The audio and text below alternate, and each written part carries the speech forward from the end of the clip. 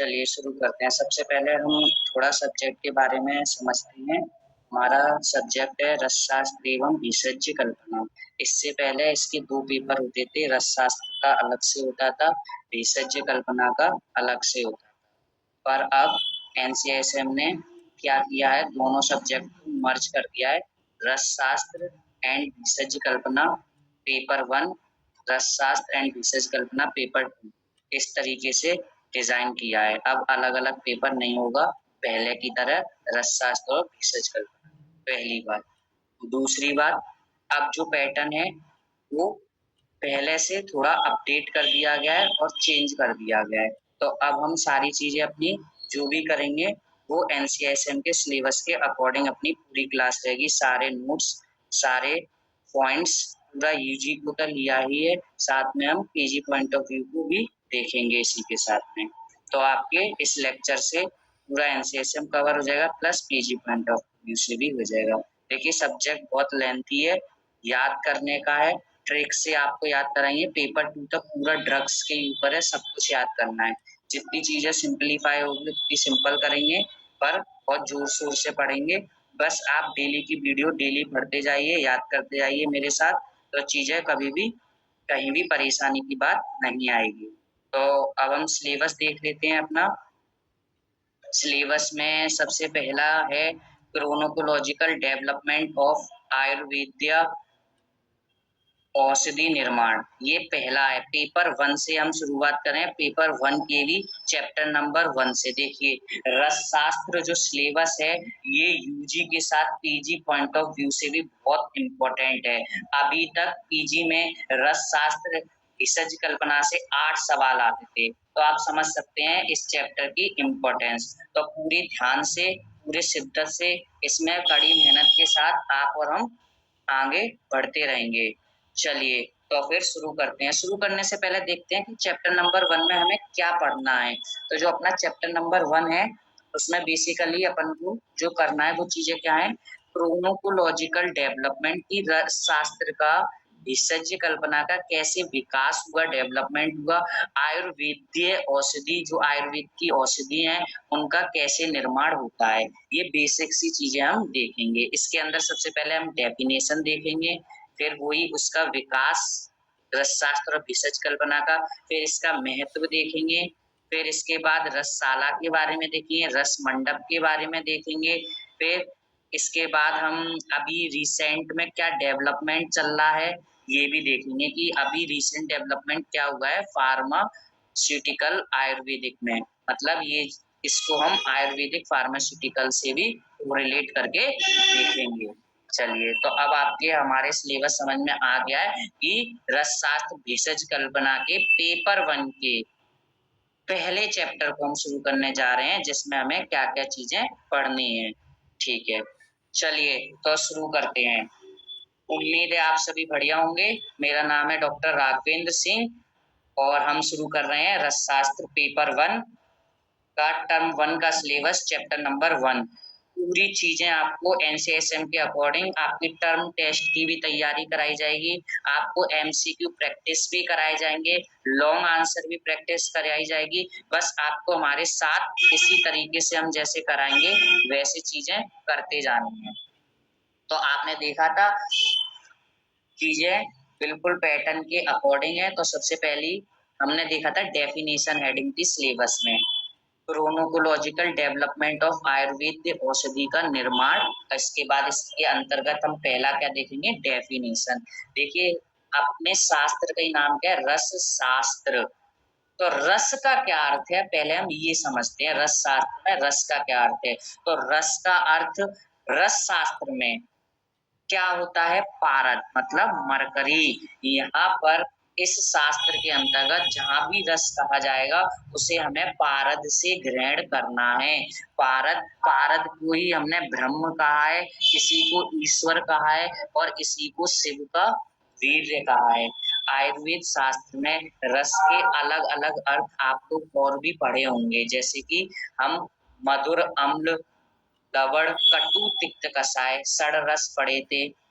एक हम रस पढ़े हैं रस्यते आस्वाद्यते अनेन इति रसा, जिसके द्वारा जीवा के द्वारा जिसका ज्ञान किया जाता है उसे हम रस कहते हैं। तो अलग अलग आयुर्वेद शास्त्र में अलग अलग रस की परिभाषा आई है। आपने एक पढ़ा हुआ रस धातु सर्वप्रथम धातु है जिसका निर्माण होता है रस से, फिर रक्त, रक्त से मांस, फिर मेद, अस्थि, मज्जा, शुक्र, तो वो भी रस है। पर हम रस शास्त्र में रस का अर्थ क्या समझेंगे, केवल और केवल पारद से लेंगे। अब चलिए इसकी व्युत्पत्ति क्या है, रस शब्द की व्युत्पत्ति देखते हैं। तो रस शब्द की व्युत्पत्ति क्या है, रसनाथ सर्व धातु नाम रस इति अभिधीयते। याद करके रखिएगा, काफी बार पूछ ली जाती है कि रस की व्युत्पत्ति क्या डेफिनेशन है, क्या इसका मतलब है। तो रसनाथ सर्व धातु नाम रस इति अभिधीयते, अर्थात जिसके द्वारा सभी धातुओं को, जैसे कौन कौन सी धातु, स्वर्ण मतलब गोल्ड, रजत आदि जितनी भी मेटल्स हैं, उन सभी धातुओं को जो अपने अंदर विलीन कर लेता है उसी को हम रस या पारद कहते हैं। रेफरेंस भी याद रखिएगा, रस रत्न समुच्चय। रस रत्न समुच्चय क्या है, आयुर्वेद शास्त्र का, आयुर्वेद में भी रस शास्त्र है जो हमारा, उसका एक ग्रंथ है जिसका नाम है रस रत्न समुच्चय। देखिए जहां जहां रेफरेंस आएगा वहां वहां हम आपको बताते जाएंगे जो पीजी पॉइंट ऑफ व्यू से इम्पोर्टेंट है। तो रस रत्न समुच्चय आयुर्वेद रस शास्त्र का एक ग्रंथ है। इसके राइटर कौन है रस रत्न समुच्चय के, तो याद रखना है रस भागवत। इसके राइटर कौन है अपने, रस भागवत। रस रत्न समुच्चय के राइटर आपको याद रखना है कौन है, रस भागवत। इनका काल भी याद रख सकते हैं, 13वीं शताब्दी, रखना ही है, रख नहीं सकते। तीन चीजें, रस रत्न समुच्चय रस शास्त्र का एक ग्रंथ है जिसके राइटर कौन है, लेखक रस भागवत है, और ये कब का ग्रंथ है, 13वीं शताब्दी का। ये अपना पीजी का पॉइंट ऑफ व्यू हो गया। सर अभी मजा नहीं आया, और दूसरी तरीके से समझाइए, मरकरी को हम कैसे समझेंगे इस शास्त्र में, रस शास्त्र में। तो दूसरी तरीके से आचार्यों ने बताया है, अभी और समझो। एक तो मैंने इसकी डेफिनेशन से समझा क्या है कि जिसके अंदर सभी अदर मेटल्स आके क्या हो जाए, विलीन हो जाए, घुल जाए, इसमें एब्सॉर्ब, इसके अंदर ये उसका भक्षण कर लेगा, खा लेगा, अपने अंदर समाहित कर लिया, उसे हम रस कह रहे हैं, मतलब मरकरी का।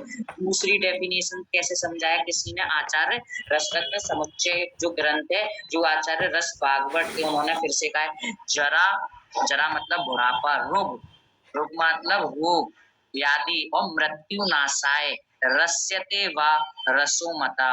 अर्थात रस क्या है, वह जो जरा को मतलब वृद्ध अवस्था को, रोग मतलब रोग को, और मृत्यु का नाश करता हो, इन तीनों का जिसके द्वारा नाश किया जाए उसी को हम रस कहते हैं। समझ में आया होगा कि रस क्या है, रस मतलब मरकरी, और मरकरी क्या है, दो तरीके से समझाया, वह जिसके द्वारा सभी अन्य धातु में रजत, स्वर्ण, वंग, नाग, जिन सबको इसके अंदर क्या कर लेंगे, समाहित कर ले, वो रस है।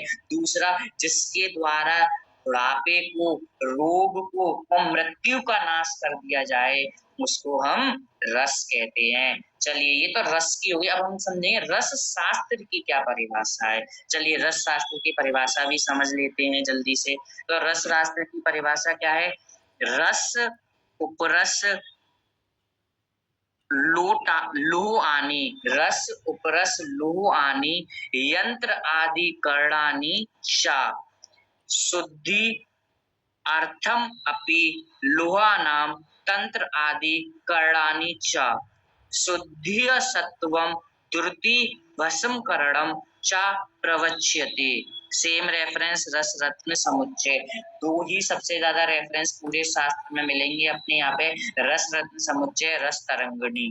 रस तरंगिणी जब आएगा वहां बताएंगे, अभी एक दिन में एक ही याद रखिए, रस रत्न समुच्चय के बारे में।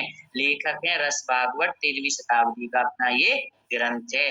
तो रस शास्त्र की परिभाषा क्या है, रस शास्त्र क्या है, वह ग्रंथ है जिसमें रस उपरस लोहानी यंत्र आदि करणानी चा, जिसके अंदर हमारे किसके बारे में बताया, रस, महारस, उपरस, साधारण रस, अभी आगे आएंगे ये रस क्या है, अभी हम समझे, ऐसे महारस आए जिसमें उपरस के बारे में आएगा, साधारण रस के बारे में आएगा, लोह आनी मतलब लोह धातु अलग अलग जो है, उप धातु रत्न, उपरत्न, सुधा वर्ग, सिक्ता वर्ग, विष वर्ग आदि पदार्थों का जब विस्तार से वर्णन किया गया है, उसके साथ ही उन द्रव्यों का जहाँ शोधन बताया गया हो, शोधन के साथ साथ उसका सत्वपातन। देखिए सत्व, ये सब चीजें बहुत डिटेल में हम आपको बताएंगे। बस अभी क्या है, रस शास्त्र क्या है, उसके अंदर क्या क्या चीजों का समावेश है, रस उपरस महारस का जहाँ विवेचन मिलता हो, लोक धातु उपधातुओं का वर्णन मिलता हो, इन द्रव्यों को जहाँ साफ शोधन करने का वर्णन मिलता हो, या सत्वपातन। सत्वपातन क्या है, जैसे कि हमने देखा है CuSO4, जिसे हम तुत कहते हैं, मतलब सस्यक, जिसका फॉर्मूला CuSO4.7H2। इस फॉर्मूले में से कॉपर को अलग निकाल लेना, जैसे स्फटिका एलम Al2SO4 का होल थ्राइस, K2SO4 Al2SO4 का होल थ्राइस .24H2SO4। अब इसमें से एल्यूमिनियम को निकाल लेना, ये क्या कहलाता है, सत्वपातन। मतलब जो मेटलिक ओर है उसमें से उस मेटल का एक्सट्रैक्शन कर लेना ही सत्वपातन कहलाता है। चलिए आगे और विस्तार से पढ़ेंगे, अभी इतना समझिए। द्रुति, द्रुति क्या है, जब किसी धातु को लिक्विड फॉर्म में उसे पिघला दिया जाए और फिर वो पिघल के पुनः अपनी धातु रूप में ना आ पाए, तो उस अवस्था को हम द्रुति कहते हैं। जैसे नाग वंग, मतलब नाग मतलब लेड, वंग मतलब टिन। जब इनको हम क्या कर देंगे, हम पिघला देंगे, फिर ये दोबारा अपनी ओरिजिनल फॉर्म में नहीं जाएंगी, तो उस अवस्था को हम द्रुति कहेंगे। भस्म निर्माण, अभी हम देखेंगे, हम अलग अलग धातुओं की भस्म, जैसे स्वर्ण भस्म आपने सुना होगा, अभी आगे आएगा। बिल्कुल फाइन पार्टिकल, नैनो पार्टिकल उस मेटल का बना देना ही भस्म कहलाता है। इन सभी क्रियाओं का जब पर वर्णन होता है, उसे हम क्या कहते हैं, रस शास्त्र कहते हैं।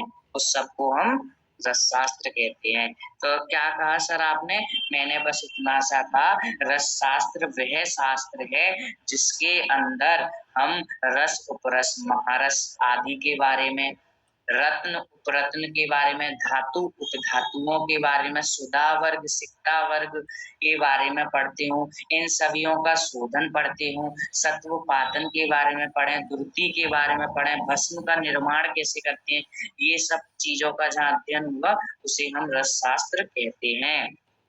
चलिए पहला पॉइंट खत्म हो गया, अब दूसरा पॉइंट सिलेबस के अकॉर्डिंग शुरू करते हैं। दूसरा पॉइंट क्या था, क्रोनोकोलॉजिकल डेवलपमेंट। क्रोनोकोलॉजिकल डेवलपमेंट मतलब रस शास्त्र का ऐतिहासिक, रस शास्त्र का इतिहास या उसका विकास, कैसे उसका विकास हुआ। तो चलिए, विकास सबसे पहले प्रारंभ काल, मतलब जो स्टार्टिंग का काल था, जिसको हम क्या कह देते हैं, जिसको हम वैदिक काल भी कहते हैं। तो वैदिक काल में मुख्य रूप से काष्ठ औषधियों का, काष्ठ औषधि सर क्या होती हैं, ऐसी औषधियां जो हमें पेड़ पौधों से प्राप्त होती हैं, उनको हम काष्ठ औषधि कहते हैं। तो वैदिक काल में पूछा जाता है कौन सी औषधियों का प्रचलन था, सबसे ज्यादा काष्ठ औषधियों का प्रचलन था। इसके साथ ही काष्ठ औषधियों के अलावा रस शास्त्र का स्वरूप, रस शास्त्र इंट्रोडक्शन थोड़ा हो चुका था, उसी काल में आरंभ हो गया था, क्योंकि वेदों में चतुर्वेद चिकित्सा का वर्णन है। वैदिक काल है तो इस समय वेद थे, तो वेद में 4 प्रकार की चिकित्सा की जाती थी, उसका वर्णन है, इंपॉर्टेंट है। कौन कौन सी, देवी, आथर्वणी, आंगीरसी और मनुष्यजा। देखिए देवी चिकित्सा, इसी को हमने रस चिकित्सा कहा गया था। यही क्या है, अपने रस शास्त्र के द्वारा, रस के द्वारा जो चिकित्सा की जाती थी।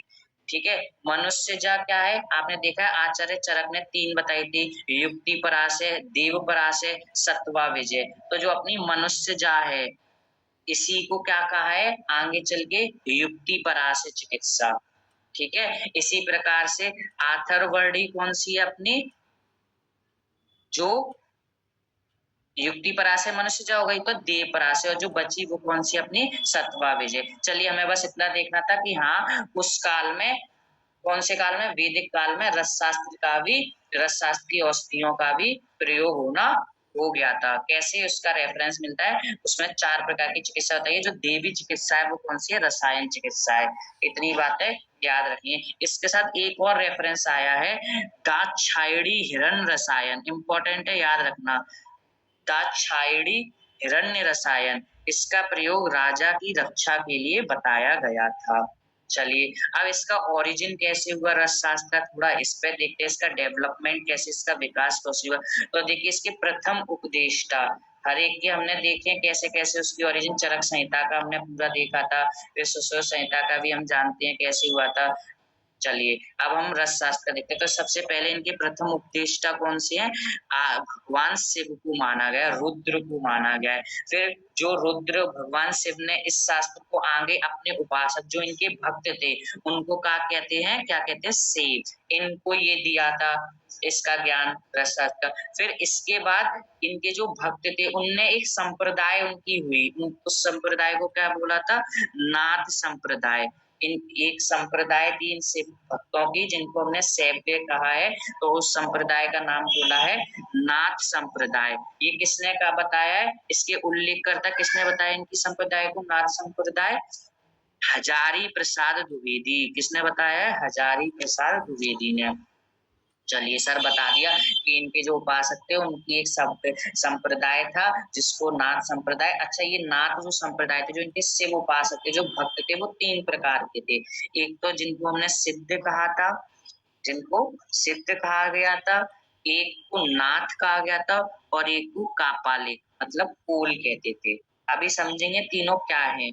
चलिए, तो सिद्ध हम किन्हें कहते थे? ऐसे शिव के भक्त जो तंत्र मंत्र की सिद्धि के द्वारा, क्या? तंत्र मंत्र की सिद्धि के द्वारा सफलता का कारण मानते थे। जो भी चिकित्सा करते थे रसशास्त्र की औषधियों के द्वारा, वो तंत्र मंत्र से करते थे उसको। अच्छा, नाथ संप्रदाय में नाथ कौन थे?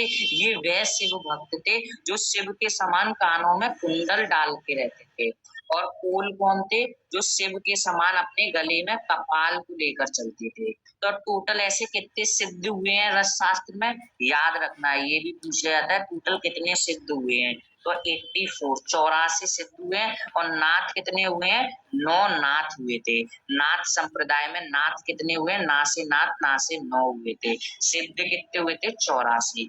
चलिए, अब विकास देख लेते हैं। तो इसका विकास वैदिक काल में, सबसे वैदिक काल को भी और देखते हैं। सबसे पहला कौन सा है? इसके वेदों में तो ऋग्वेद में स्वर्ण का, रजत का, ताम्र का, त्रपु इंपॉर्टेंट है। त्रपु याद रखना, ये पर्याय किसका है? वंग का। कल की क्लास में मैं आप सबसे पूछूंगा त्रपु किसका पर्याय है? वंग का पर्याय है। इन सब का वर्णन हमारा इसमें भी दे रखा था, ऋग्वेद में पहले से ही दिया हुआ था। फिर आता है सिंधु घाटी। हम सब पढ़ के आए सिंधु घाटी सभ्यता, मोहनजोदाड़ो व हड़प्पा के खनन ने देखा था इसका। तो इसमें भी रस शास्त्र के द्रव्य बहुत प्रकार के, अनेकों प्रकार के, साथ ही पारद के द्वारा उड़ने वाले अनेक प्रकार के विमान भी हमें इससे प्राप्त हुए थे। सिंधु घाटी सभ्यता में हमें रस शास्त्र के द्रव्य भी पाए गए। ये चीज आपको याद रखनी है। चलिए, वैदिक काल में हो गया, मतलब ऋग्वेद से रसशास्त्र का कहीं ना कहीं विद्वान या इसका अस्तित्व पाया गया है, ये समझ में आया। चरक संहिता, चलिए संहिता काल में देखते हैं इसका विकास कैसे हुआ। तो आचार्य चरक ने द्विवर्णीय अध्याय, कौन सा अध्याय? द्विवर्णीय अध्याय, जिसका नाम क्या है? सावर्णीकरण अध्याय। ये कौन सा है? 25वां अध्याय है, जिसमें पारद के योग के बारे में बताया है। इसके अलावा और कहाँ बताया है? हेमचूड़ का प्रयोग विषनाश अर्थ, विष के नाश करने के लिए हेमचूड़ मतलब स्वर्ण। हेम किसका पर्याय है? याद रखिए, त्रपु किसका पर्याय था? वंग का। हेम किसका पर्याय है? स्वर्ण का। तो इसका भी प्रयोग बताया गया है। ठीक इसी प्रकार के हम चरक के विमान स्थान के 8वें चैप्टर भिषक जीती अध्याय आगे पढ़ेंगे। उसमें एक पुंसवन संस्कार विधि बताई है। ये क्या विधि है? पुत्र की प्राप्ति की इच्छा हेतु जो संस्कार किया जाता है उसे पुंसवन संस्कार कहते हैं। तो इसमें इस संस्कार में स्वर्ण और रजत की छोटी सी पुरुष आकृति की एक मूर्ति बनाते हैं, फिर उसे पानी में घोल के माता के द्वारा सेवन करने के लिए कहा गया है, जिससे पुरुष की प्राप्ति होती है। चलिए, सुश्रुत संहिता में भी क्या इसका वर्णन है? हाँ बिल्कुल, रस शास्त्र का कहीं ना कहीं सुश्रुत संहिता में भी वर्णन मिलता है। सबसे पहले सर्वप्रथम फेनास्म आर्सेनिक, जिसको हम संख्या भी कहेंगे। अयस्कृति, देखिए परेशान मत हुई, ये वर्ड अभी लग रहे हैं, पहला चैप्टर इंट्रोडक्टरी, आगे सब समझ में आएगा। आर्सेनिक को रसशास्त्र में फेनास कहा गया या संख्या कहते हैं। अयस्कृति क्या है? ये भी क्या है? लोह क्या है? जब लोह को हम कंटक भेदी पत्र के समान, मतलब ऐसा एक लोहे का हम पत्र बना लेते हैं जो कांटे से भी छेदा जा सकता है, तो अयस्कृति का उल्लेख किया गया। अयस्कृति मतलब लोह से एक बनाने वाली औषधीय चूर्ण है जिसका हम प्रयोग आयरन डेफिशिएंसी में आगे बताएंगे करते हैं। क्या आचार्य भागवत ने भी इसका वर्णन किया रसशास्त्र का? हाँ, उन्होंने भी क्या है, माक्षिक स्वर्ण माक्षिक का भी आएगा, रजत माक्षिक, दो तरीके के होते हैं CuFeS2। तो माक्षिक और नाग सिंदूर का की भी प्रयोग हमें बताया है। ठीक है, कहाँ पे? विचर्चिका के समानार्थ में। ये एक वातज व्याधि है। विचर्चिका क्या है? एक वात व्याधि है। इसके नाश के लिए आचार्य भागवत ने रसशास्त्र के योग बता दिए, नाग सिंदूर और माक्षिका। भानुपाक विधि, भानु मतलब सूर्य। हम देखते हैं जैसे गुगलू है, गुगलू को हम त्रिफलापात में गोमूत्र में घोल के फिर उसको पकाने के लिए, पकाने के बहुत तरीके, या तो चंद्रमा की रोशनी से आयुर्वेदिक शास्त्रीय औषधियों को पाक करेंगे, या फिर पुट पे अग्नि के द्वारा पाक करेंगे, या सूर्य के द्वारा। तो भानुपाक का भी वर्णन है, मतलब कहीं ना कहीं रसशास्त्र का आचार्य चरक ने भी वर्णन किया था, सुश्रुत ने भी किया है और भागवत ने भी किया था। चलिए, इतनी बात समझ आ गई। अब तीसरा पॉइंट, पहला हमने परिभाषा देख लिया, फिर दूसरा विकास देखा रसशास्त्र। अब सिग्निफिकेंस क्या है रसशास्त्र कल्पना का? सिग्निफिकेंस देखिए, महत्व क्या है। तो देखिए, रसशास्त्र का सबसे पहला महत्व क्या है? अल्प मात्रा में, थोड़ी सी मात्रा में अधिक प्रभावशाली खनिज द्रव्यों से निर्मित औषधियां बटी के रूप में दी जाती हैं, जिसकी मात्रा रत्ती में होती है, इस कारण इसकी सुग्राह्य होती है। मतलब देखा है हमने, अब औषधि दो तरीके, काष्ठ मतलब पेड़ पौधों से, जो जैसे चूर्ण हो गया, पात हो गया, ज्यादा मात्रा में इसकी एक तो सुग्राह्य है, मतलब अच्छे से ले सकते, क्यों? इसकी मात्रा रत्तियों में होती है। और एक जो मिथ है कि आयुर्वेद की औषधियां बहुत धीरे काम करती हैं, ऐसा जो बोले उसे रसशास्त्र की औषधियां दे के देखो। जैसे कि एक रसशास्त्र की औषधि है इच्छा भेदी रस, जिसको बिल्कुल लूज मोशन कराने हो, उसको बस एक रत्ती की मात्रा में, एक रत्ती मतलब 125 मिलीग्राम, एक रत्ती कितना होता है? 125 मिलीग्राम। उसे दे के देख लो, पूरे दिन दस्त करता रहेगा, विरेचन होता रहेगा उसको। तो जो कहते हैं कि आयुर्वेद की औषधियां काम नहीं करती उन लोगों के लिए, तो रसशास्त्र क्या है कि इसकी जो औषधियां बहुत जल्दी प्रभावशाली हैं और मोड ऑफ एक्शन इसका फास्ट है और बहुत कम मात्रा में लेनी है, तो इजिली कंज्यूमेबल है, तो सुग्राह्य है। ठीक है, दूसरा रसशास्त्र का क्या महत्व है? इसका दीपन पाचन शीघ्रता से होने के कारण काष्ठ औषधियों से अधिक कारगर है। इसका दीपन पाचन बहुत जल्दी हो जाता है, क्योंकि इनका साइज हमने इतना छोटा कर दिया है, भस्म निर्माण मोस्टली कर दिया है, नैनो पार्टिकल, जिससे एब्जॉर्प्शन बहुत जल्दी हो जाता है। एब्जॉर्प्शन बहुत जल्दी होने से ये जल्दी से अपना मोड ऑफ एक्शन दिखाती हैं। तो ये दूसरा महत्व है रसशास्त्र की औषधियों का, रसशास्त्र का। तीसरा, अब देखते हैं, अगर काष्ठ औषधियां देखनी है, देनी है, तो हम उसमें बहुत चीजें देखेंगे। दोष क्या है, दूष्य क्या है, शरीर का बल क्या है, काल क्या है, मात्रा क्या है, काफी चीजों को हमें देखना पड़ता है।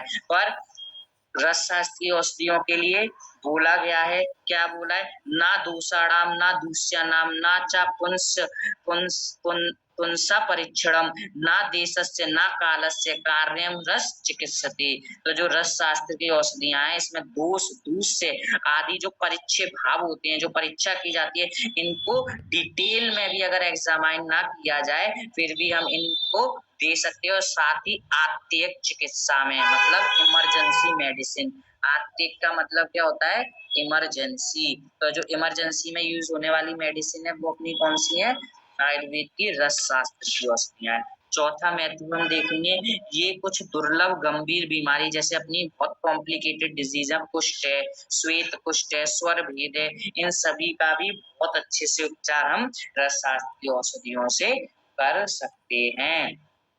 इसका मतलब हमने रसशास्त्र के महत्व को समझा। एक तो इसकी फास्ट मोड ऑफ एक्शन है, दूसरा दीपन पाचन इसका बहुत ही शीघ्र से हो जाता है, तीसरा इसमें हमें ज्यादा दोष, दूसरे आदि जो परीक्षे भाव है उनके बारे में नहीं देखना, और चौथा जो कॉम्प्लिकेटेड डिजीज है उनके लिए भी हम इनको यूज कर सकते हैं। अब सिग्निफिकेंस हम देखते हैं या फिर महत्व भेषज कल्पना का। तो भेषज कल्पना मेनली क्या है, एक याद रखना है, भेषज कल्पना का जो मेन ग्रंथ है वो है भेषज रत्नावली। ये आधुनिक ग्रंथ है भेषज कल्पना का। तो मतलब इसमें ज्यादातर कैसे हम फॉर्म करेंगे औषधियों को उसके बारे में बताया जाता है। तो कच्चा माल मतलब जो औषधि जिनसे निर्माण हो रही है उनका संग्रह कैसे करना है, फिर संग्रह करने के बाद उनको प्रसंस्करण मतलब उनमें संस्कार करके मतलब उसे औषधि लायक बनाने के लिए क्या क्या उसे प्रोसेस से गुजारना है, मानकीकरण मतलब कितना उसका मान मतलब कितनी मात्रा में उसको लेना है, विभिन्न प्रकार की औषधियों को कैसे तैयार करना है, इस सब चीजों का कि स्वरस के फॉर्म में करना है, कल्प के फॉर्म में, कल्प को फिर कितना करना है, स्वरस को, पात को, इन सब का जहाँ वर्णन मिलेगा विस्तृत रूप से उसको हम भेषज कल्पना, इसलिए ये महत्व है। दूसरा महत्व क्या है, ये दवाओं की गुणवत्ता, इसकी शुद्धता और इसके सुनिश्चित करेगा कि ये जो हमारे लिए इसका मोड ऑफ एक्शन किस तरीके से करेगा एक्शन, इन सब चीजों का ध्यान रखेंगे। तीसरा इसका क्या इम्पोर्टेंस है, रोग और रोग के अनुसार, रोगी और रोग के अनुसार इसमें डिफरेंट फॉर्म बनाई जाती है। जैसे कि कोई बच्चा है वो चूर्ण नहीं खा पा रहा है तो उसको हम स्वरस दे सकते हैं, कोई है जो बटी नहीं खा पा रहा है तो उसको मैं क्वाथ दे दूंगा। तो रोग क्या है, रोगी के अनुसार डिफरेंट डोजेस फॉर्म क्या है, वो किसके द्वारा, उसका वर्णन भी किसमें, भेषज कल्पना में, जैसे स्वरस, कल्प, क्वाथ, शीत और हिम या फिर जिसको इसको हम फांट भी कहते हैं, सब चीजें आएंगी, बस आप परेशान मत होइए, ये इम्पोर्टेंस को भी बता रहे हैं। उत्तरोत्तर दुर्बल अग्नि हेतु जिसकी, अच्छा अब रोग के अनुसार जैसे कोई रोग है जिसमें अग्नि बहुत दुर्बल है, मंद है, तो उसमें मैं फांट से प्रयोग करूंगा। शीत में फिर सबसे गुरु स्वरस होता है, तो जिसकी अग्नि तेज होगी वही स्वरस को, इसमें अबले कल्पना के बारे में भी आता है, क्षार कल्पना भी आएगी, है ना। तो अबले कल्पना क्या है, जिसको हम चाट के खाते हैं। और सौंदर्य प्रसाधन की जो भी औषधियां हैं उन सब का भी वर्णन आपके भेषज कल्पना में मिलता है। अर्थात हम इसमें अगर 5 नंबर में आएगा पेपर में सिग्निफिकेंस, क्या महत्व है रस शास्त्र और भेषज कल्पना का, तो हम इन प्रमुख बिंदुओं का डिटेल से एक्सप्लेन कर सकते हैं। अभी तक हमने 3 चीज पढ़ ली, रस शास्त्र में रस का क्या मतलब है, फिर दूसरा रस शास्त्र की परिभाषा क्या है, फिर उसके बाद हमने उसका विकास कैसे हुआ था, वैदिक काल में, संहिता काल में, वो देखा। फिर उसके बाद हमने इन दोनों का क्या महत्व है, हमें क्यों पढ़ना चाहिए आगे, तो महत्व को जाना, रस शास्त्र और भेषज कल्पना के महत्व को हमने समझ लिया है। अब आगे बढ़ते हैं, थोड़ा सा आगे बढ़ेंगे। आगे क्या है, चौथा पॉइंट देखिए, सब चीज आपके सिलेबस के अकॉर्डिंग है, ये चीजें केवल आपको इसी प्लेटफॉर्म पे अवेलेबल हैं और कहीं नहीं आपको बुकों में इधर उधर चीजें ढूंढनी पड़ेंगी। अच्छी बुकें भी अभी तक एनसीआईएसएम के अकॉर्डिंग नहीं आई हैं, तो आपको बिल्कुल बिना परेशान हुए सारी चीजें अगर एक जगह चाहिए तो बस आप पूरा इन नोट्स के ऊपर कंसेंट्रेट हो जाइए, तो सब चीजें आपको लाइन से मिलेंगे इधर उधर, यूजी भी आपका कवर होगा, पीजी भी पॉइंट ऑफ व्यू आपका अच्छे से कवर हो जाएगा। चलिए तो अपना 4th नंबर का पॉइंट यूज करते शुरुआत करते हैं, कॉन्सेप्ट ऑफ रस शास्त्र। रस शास्त्र का क्या कॉन्सेप्ट है, देखे तो इसमें क्या क्या चीजें आएंगी। तो सबसे पहले इसमें हम देखें रसशाला या भेषजगार, आपको पता हो थोड़ा सा, भेषज किसका पर्याय है, औषध का, औषध मतलब मेडिसिन, तो रस मतलब अभी हमने पढ़ा मरकरी, मरकरी से बनने वाली औषधियां, रसशाला मतलब एक ऐसा स्थान जहाँ पे भेषज मतलब औषधियां बनती हूँ, मतलब फार्मेसी, मॉडर्न से कोलरेट करेंगे तो फार्मेसी को ही हमने क्या बोला है, रसशाला या भेषजगार। तो आप लोग मुझे जल्दी से बता सकते हो, अगर मैं पूछूंगा रसशाला क्या है, तो रसशाला वह स्थान है जहाँ पर विभिन्न रस शास्त्र के द्रव्यों, जैसे कि अभी हमने मैं पीछे भी बता के रस शास्त्रीय द्रव्य कौन कौन से हैं, पारद है, गंधक है, धातु में रजत है, स्वर्ण है, महारस है, उपरस है, मुक्ता है, प्रवाल है, इन सब को यंत्रों की सहायता से। अब देखिए डरिए मत, कच्छप यंत्र हम पूरा डिटेल से बताऊँगा, डमरू यंत्र भी आएगा, डोला यंत्र आएगा, मतलब बस यंत्रों की सहायता से जब हम औषधियों को जिस स्थान पे बनाएँगे, उस स्थान को ही हम क्या कह देंगे? रसशाला या भेषजगार। बिल्कुल रटनी नहीं है, अगर आपकी चीज़ें समझ में भी आ गई हैं, तो आप बिल्कुल आराम से लिख सकते हैं। तो रसशाला वह स्थान है जहाँ पे विभिन्न प्रकार के रस शास्त्र और भेषज कल्पना की औषधियों का निर्माण किया जाता है।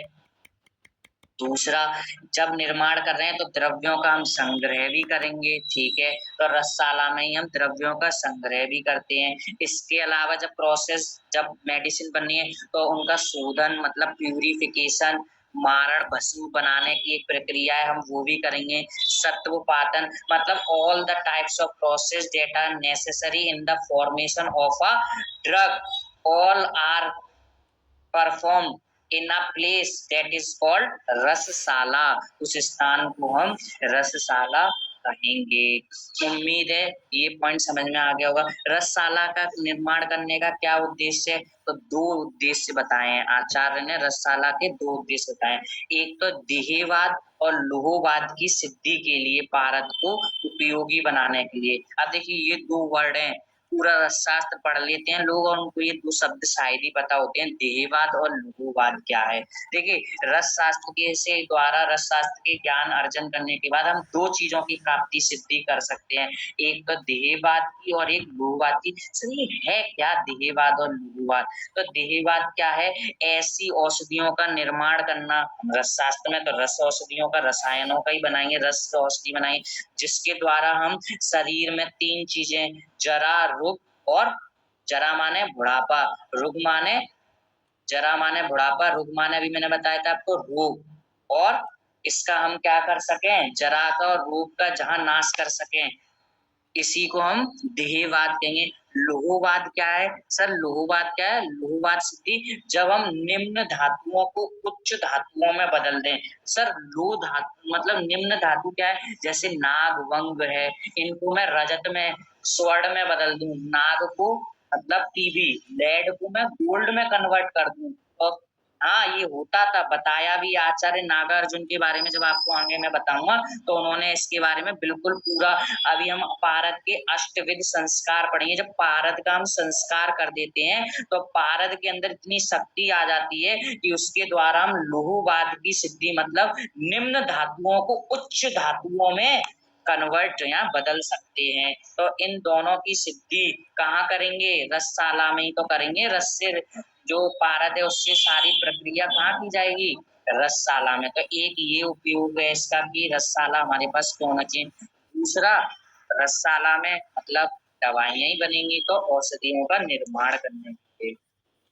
चलिए, उम्मीद है आपको ये चीज भी बिल्कुल अच्छे से समझ में आ गई होगी। ठीक है सर, इतनी बातें क्लियर है हमारे। तो अब आगे बढ़ते हैं। फिर घटक क्या है? मतलब हम ये कहना चाह रहे हैं, अब आपने एक फार्मेसी बना ली, फार्मेसी में क्या करेंगे ये भी समझा दिया सर आपने। दवाइयाँ बनाएँगे रस की, उससे बना के क्या करेंगे? देह और लूवाद की सिद्धि करेंगे। फिर अब फार्मेसी चलाने के लिए भी तो कुछ लोग चाहिए, जैसे मॉडर्न मेडिसिन में या मॉडर्न जो फार्मा होते हैं उसमें कितने सारे लोग होते हैं।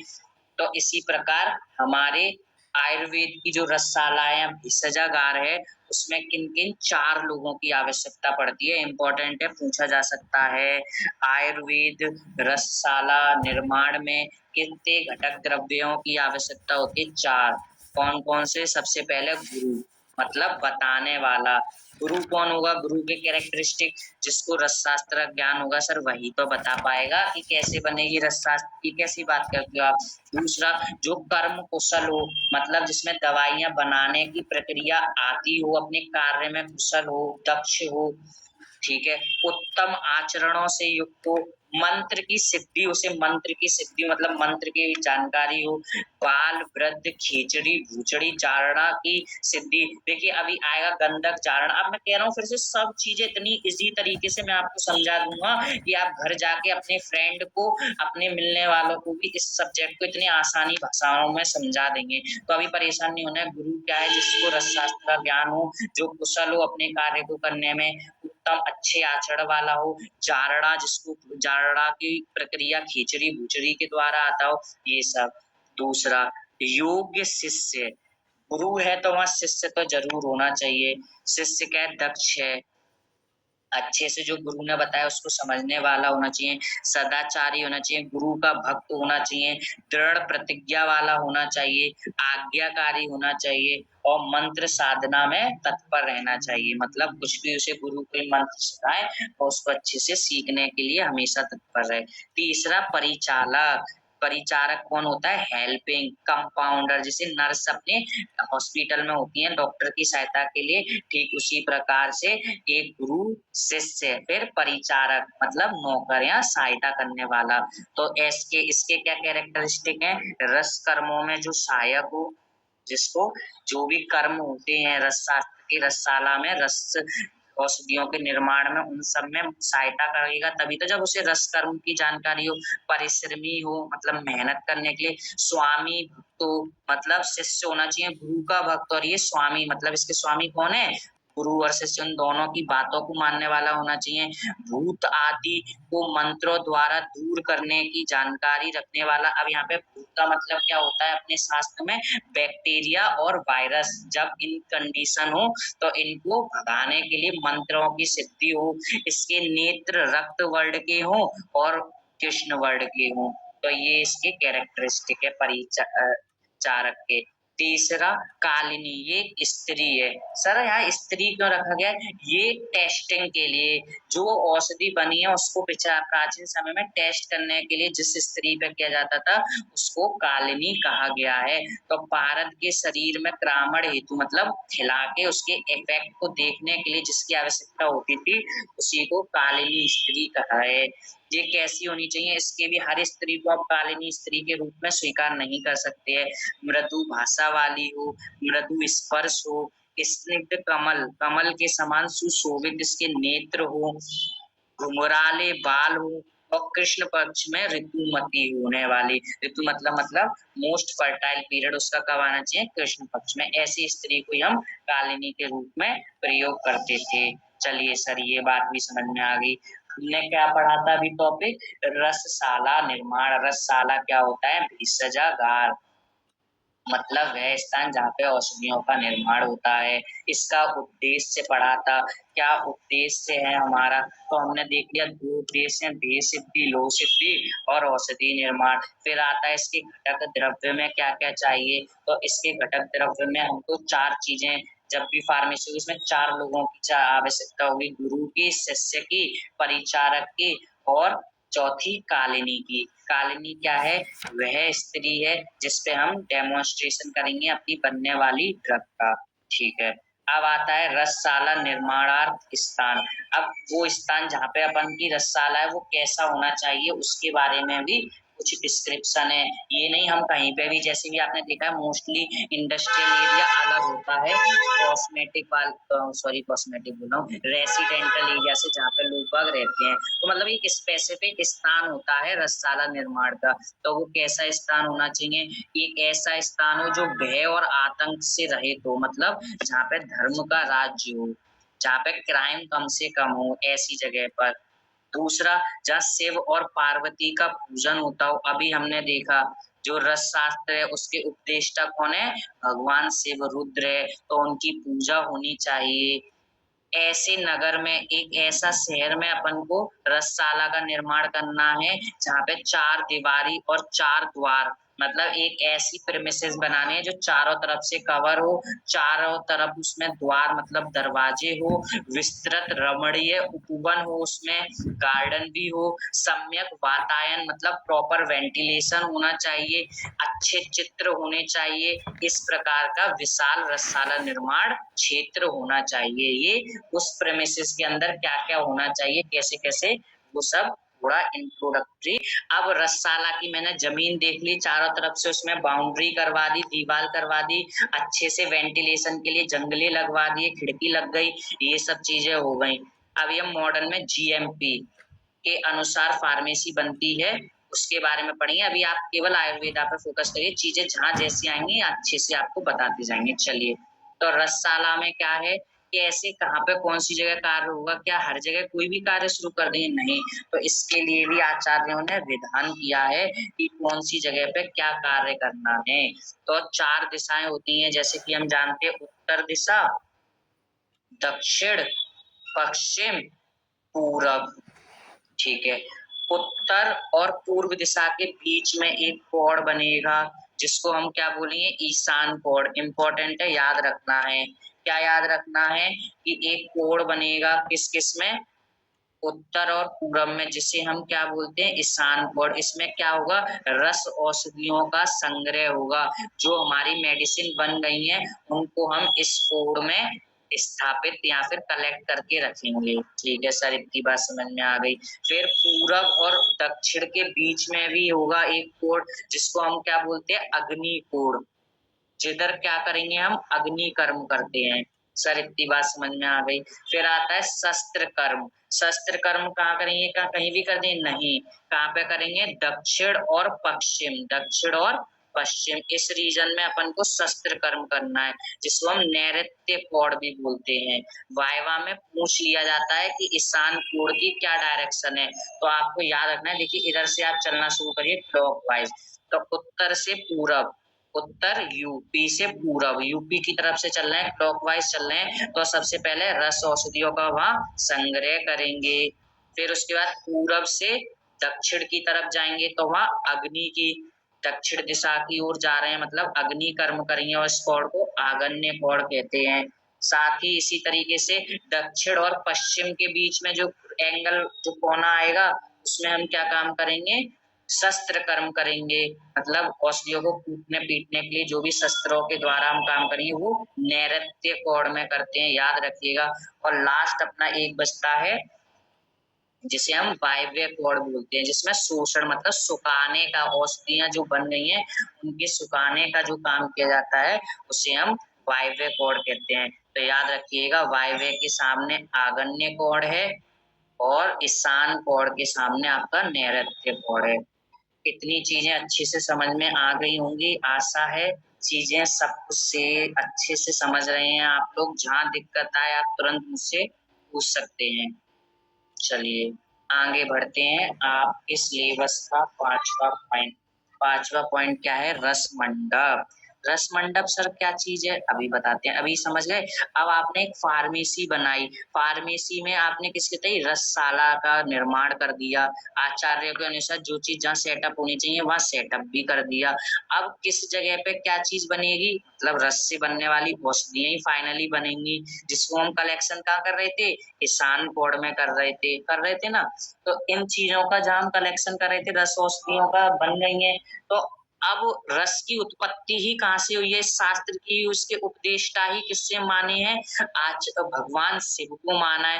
तो क्या पूजा का स्थान नहीं बनेगा? हाँ बनेगा। तो उसी को, जिस स्थान पर शिव और पार्वती का मंदिर या पूजा स्थल बनाया जाता है, उसी को हम रस मंडप कहते हैं। तो रस शास्त्र की प्रक्रियाओं में पारद का महत्वपूर्ण स्थान है। पहले ही रस शास्त्र का नाम ही है, तो रस का तो इम्पोर्टेंस हो गई। तो पारद का संबंध हम जानते हैं भगवान शिव से है। अब भगवान शिव से है, तो उनकी आराधना के लिए कोई भी काम शुरू करते हैं, उससे पहले भगवान का नाम लेने के लिए शिव जी का, जिस जगह पे उनको हम शिव और पार्वती को स्थापित करेंगे पूजा अर्चना के लिए, उस स्थान पे अपन हम रस मंडप कहते हैं। उम्मीद है रस मंडप समझ में आ गया होगा। देखिए, चीजें रटनी नहीं है। जिस प्रकार से मैंने जितनी सरल हो सकता है उतनी सरल भाषा में लिखा है और समझाना भी चाहता है आपको। फिर आता है परिभाषा। किसकी परिभाषा? रस मंडप की। ये भी कोई याद करनी है? बिल्कुल नहीं करनी है, समझनी है। तो रसशाला के समीप, पोजीशन याद रखना है। रसशाला मतलब फार्मेसी, जो अपने रस शास्त्र के लिए, रस व्यक्ति की पूजा के लिए जो हमने औषधि बनाई, उसको पहले उसको बनाने से पूर्व जो हम पूजा करेंगे, एक वेदी, वेदी मतलब एक स्थान का निर्माण करते हैं। कौन सा स्थान? जहाँ पे हम पूजा करेंगे, उस स्थान का निर्माण करते हैं, जिसके आगन्य कोण में अभी देखे थे हमने, उसमें एक क्या कर रहे थे हम? आगन्य कोण में रस शास्त्र से, जो रस से जो औषधियां बनी थी, उनका संग्रह करे थे, वहीं पर एक रसलिंग मतलब भगवान शिव की एक मूर्ति का स्थापना करेंगे और उसी को हम रस मंडप कह देते हैं। बस इधर हमने क्या बताई है, उसकी पोजीशन बता दी है कि जो रस मंडप है हमारा वो कहाँ बनेगा, इसकी हमने क्या बता दी है पोजीशन। कहाँ बताया है, ईशान कोण में। इंपॉर्टेंट है, पूछा जाता है। सॉरी, ईशान मैंने गलत बोल दिया, आग्नेय कोण में गलती से बोल दिया, याद रखिएगा आग्नेय कोण में। ये देखिए आग्नेय कोण आपका कहाँ है, पूरब और दक्षिण दिशा के बीच में है। सॉरी मैंने ईशान बोल दिया है, गलत हो गया है, आग्नेय कोण में। यहाँ पे क्या होगा, रस मंडप का निर्माण होता है। दिशा याद रखेंगे, क्लॉकवाइज घूमना है, यूपी उत्तर से पूरब। फिर ये यूपी से क्यों, क्योंकि कुछ लोगों को इसी में कंफ्यूज होता है, उत्तर ऊपर है, दक्षिण आप पूरब इधर रखें या उत्तर रखें, तो आपको क्लॉकवाइज घूमना है और यूपी उत्तर और फिर पूर्व। चलिए, तो अब इतनी बात हमारे समझ में आ गई कि कहाँ पे बनेगा अपना रस मंडप, जहाँ पर कौन सा कौन कोण होगा आपका, आग्नेय कोण होगा, दक्षिण और पूर्व के बीच में। ठीक है, क्यों बना रहे हैं, क्योंकि रस शास्त्र की जो भी औषधि बनेगी उसकी पूजा अर्चना के करने के लिए। किसकी पूजा अर्चना, भगवान शिव की अर्चना के लिए। ठीक है, अब आता है इसकी विशेषता क्या होगी। सर किसकी विशेषता की कह रहे हैं आप, जो आपने रस मंडप बनाई है उसकी कुछ तो कैरेक्टरिस्टिक है, स्पेशलिटी होगी, उसकी बात चल रही है। तो उसकी क्या क्या विशेषता होनी, जिस जगह पे हम रस मंडप बनाएंगे वो स्थान कैसा हो, समतल, बिल्कुल प्लेन। सॉरी, प्रदीप्त स्थल होना चाहिए। प्रदीप्त का मतलब जहाँ पे प्रॉपर अमाउंट ऑफ लाइट होनी चाहिए। विस्तृत, परंतु काफी यानी छोटा सा बना दिया, अच्छे से विस्तृत फैला हुआ मंदिर काफी ठीक सा होना चाहिए, अच्छे से गोपनीय होना चाहिए। कपाट मतलब उसका दरवाजा वगैरह होना चाहिए जिससे उसको हम बंद कर सके, ढक सके भगवान की मूर्ति को। अच्छे से सुशोभित होना चाहिए, सजा होना चाहिए। आपने देखी होगी फार्मेसी का अगर विजिट किया होगा, जैसे हमारे यहाँ पे मैं गवर्नमेंट आयुर्वेदिक कॉलेज झांसी से हूँ, तो हमारे यहाँ CCRS है, सेंट्रल काउंसलिंग रिसर्च इंस्टीट्यूट है आयुर्वेद का, CCRS। हम उसमें कई बार गए हैं विजिट करने के लिए, द्रव्य गुण के पर्सपेक्टिव से भी हमने कई बार उसमें भ्रमण किया है, रस शास्त्र के भी। तो वहां पे भी एक प्रॉपर मंदिर है, जहां भी आप देखेंगे वहां रस शास्त्र, अगर रसशाला है तो वहां रस मंडप जरूर होगा, उसकी ये व्यवस्था है।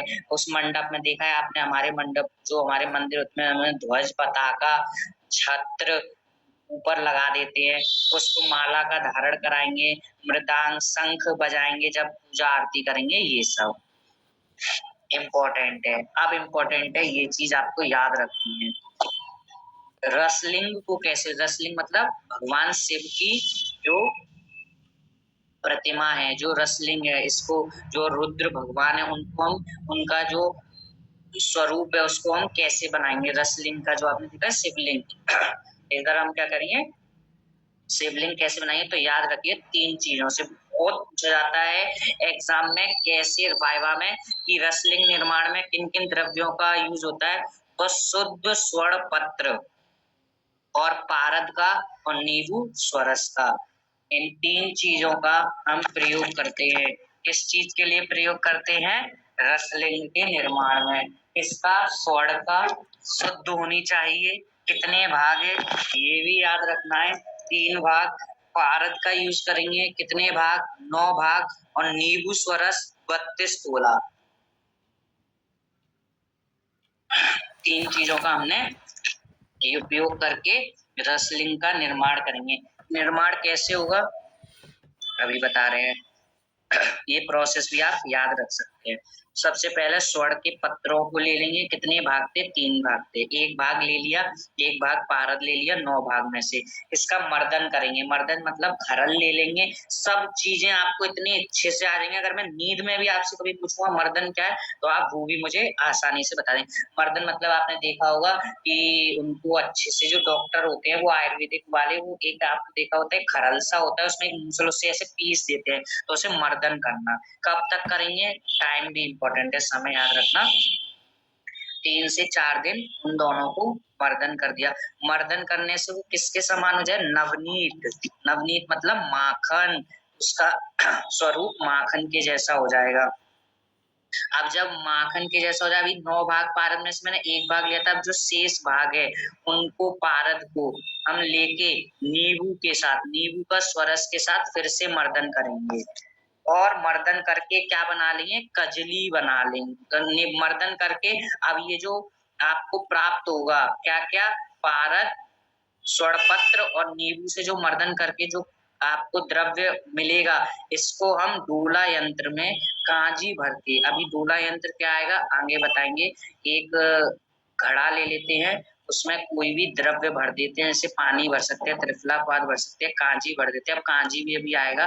कांजी क्या होता है? सब चीज आएंगी, इसको भर के फिर जो अपना द्रव्य इन तीनों को से एक पत्र में रख के, फिर पत्र में गांठ लगा के एक सलाखा की सहायता से उसके घट के गर्दन में छिद्र में से उस सलाखा को पास के वहां लटका देते हैं।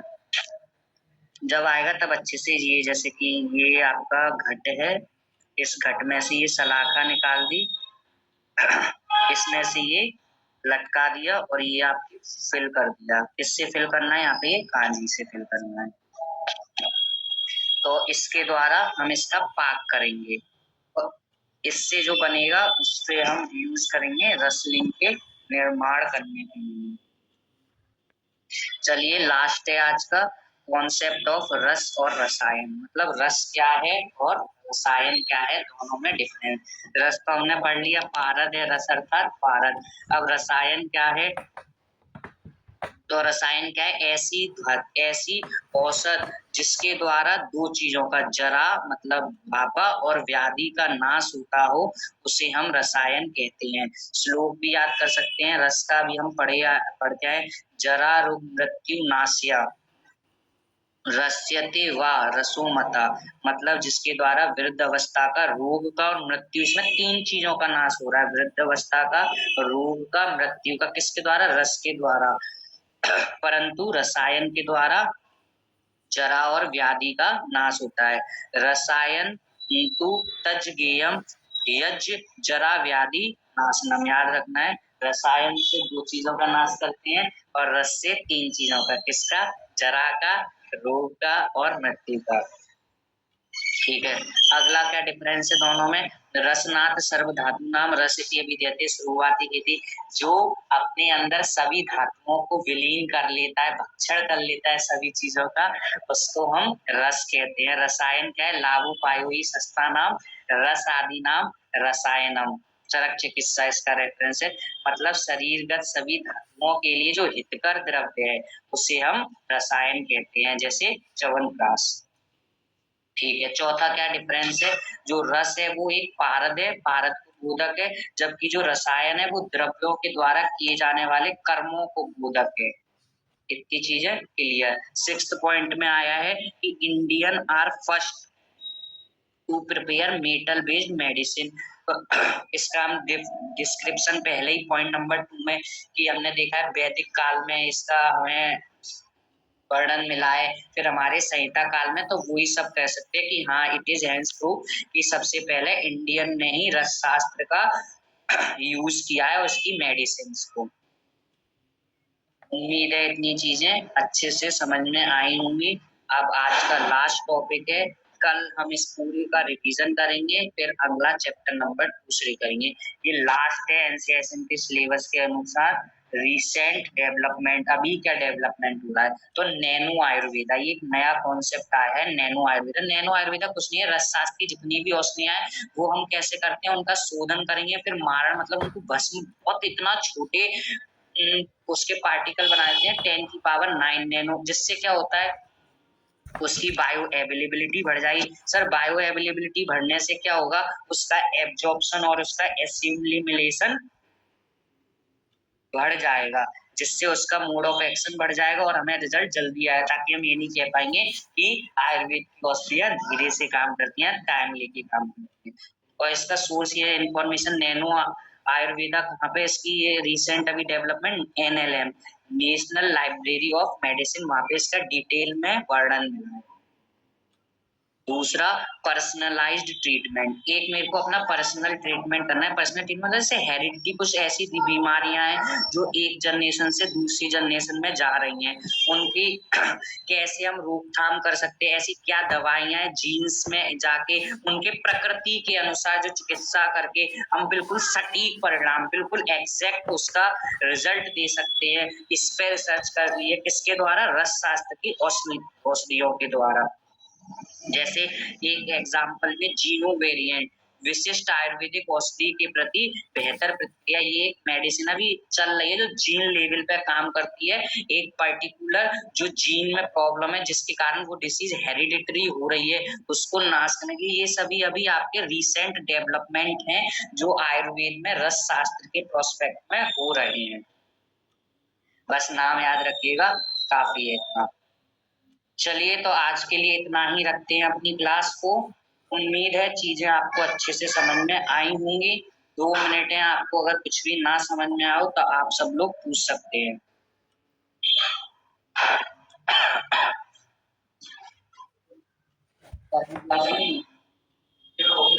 बस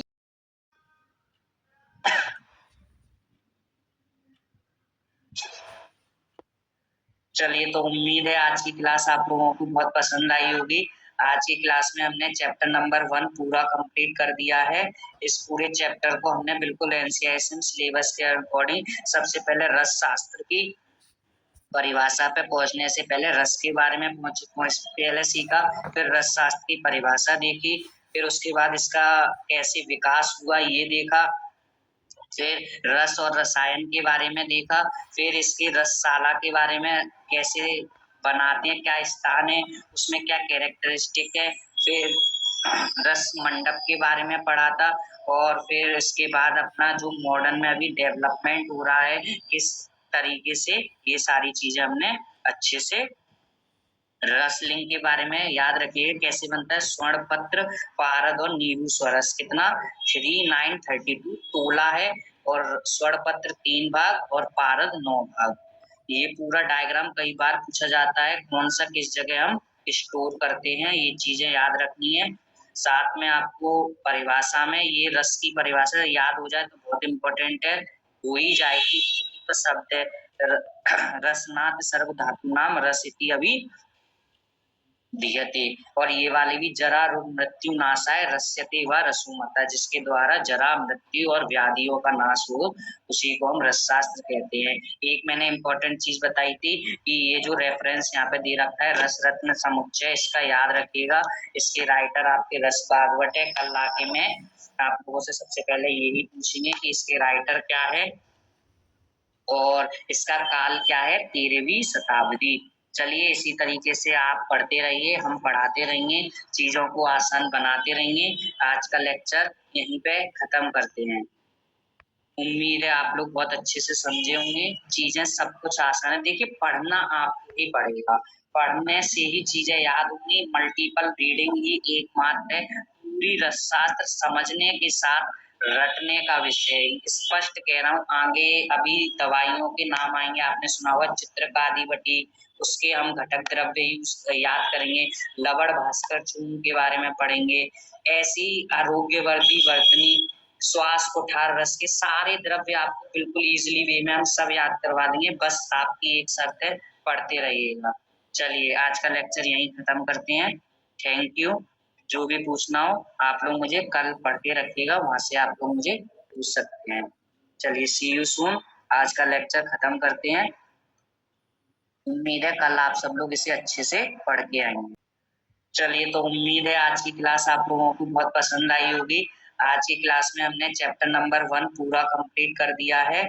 इस पूरे चैप्टर को हमने बिल्कुल एनसीईआरटी सिलेबस के अकॉर्डिंग सबसे पहले रस शास्त्र की परिभाषा पे पहुंचने से पहले रस के बारे में पहले सीखा, फिर रस शास्त्र की परिभाषा देखी, फिर उसके बाद इसका कैसे विकास हुआ ये देखा, फिर रस और रसायन के बारे में देखा, फिर इसकी रसशाला के बारे में कैसे बनाते हैं, क्या स्थान है, उसमें क्या कैरेक्टरिस्टिक है, फिर रस मंडप के बारे में पढ़ा था, और फिर इसके बाद अपना जो मॉडर्न में अभी डेवलपमेंट हो रहा है किस तरीके से, ये सारी चीजें हमने अच्छे से रस लिंग के बारे में याद रखिए कैसे बनता है। स्वर्ण पत्र, पारद और नींबू स्वरस कितना 3932 तोला है, और स्वर्ण पत्र 3 भाग और पारद 9 भाग।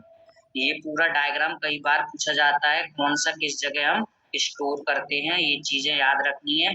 साथ में आपको परिभाषा में ये रस की परिभाषा याद हो जाए तो बहुत इंपॉर्टेंट है, हो ही जाएगी। तो शब्द है रसनाथ सर्व धातु नाम रस इति अभी दियते, और ये वाले भी जरा रोग मृत्यु नाशाय रस्यते व रसूमता, जिसके द्वारा जरा मृत्यु और व्याधियों का नाश हो उसी को हम रसशास्त्र कहते हैं। एक मैंने इंपॉर्टेंट चीज बताई थी कि ये जो रेफरेंस यहाँ पे दे रखा है रस रत्न समुच्चय, इसका याद रखिएगा। इसके राइटर आपके रस भागवत है। कल आके मैं आप लोगों से सबसे पहले यही पूछेंगे कि इसके राइटर क्या है और इसका काल क्या है, 13वीं शताब्दी। चलिए इसी तरीके से आप पढ़ते रहिए, हम पढ़ाते रहेंगे, चीजों को आसान बनाते रहेंगे। आज का लेक्चर यहीं पे खत्म करते हैं। उम्मीद है आप लोग बहुत अच्छे से समझे होंगे, चीजें सब कुछ आसान है। देखिए पढ़ना आपको ही पड़ेगा, पढ़ने से ही चीजें याद होंगी। मल्टीपल रीडिंग ही एकमात्र है पूरी रसशास्त्र समझने के साथ रटने का विषय। स्पष्ट कह रहा हूँ, आगे अभी दवाइयों के नाम आएंगे, आपने सुना हुआ चित्रकादिवटी, उसके हम घटक द्रव्य याद करेंगे। लवण भास्कर चूर्ण के बारे में पढ़ेंगे। ऐसी आरोग्यवर्धी वर्तनी, श्वास कुठार रस के सारे द्रव्य आपको बिल्कुल इजीली वे में हम सब याद करवा देंगे। बस आपकी एक शर्त है, पढ़ते रहिएगा। चलिए आज का लेक्चर यहीं खत्म करते हैं। Thank you. जो भी पूछना हो आप लोग मुझे कल पढ़ के रखिएगा, वहां से आप लोग मुझे पूछ सकते हैं। चलिए सी यू सून। आज का लेक्चर खत्म करते हैं। उम्मीद है कल आप सब लोग इसे अच्छे से पढ़ के आएंगे।